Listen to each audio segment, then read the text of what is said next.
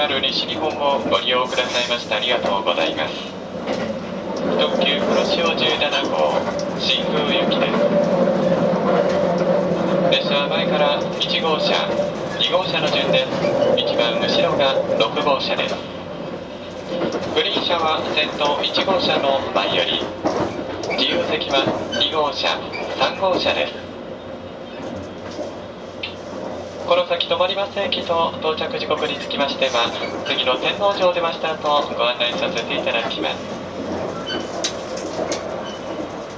危険物持ち込み禁止についてお知らせいたします。駅や車内への危険物の持ち込みは禁止されております。お手回り品も確かめ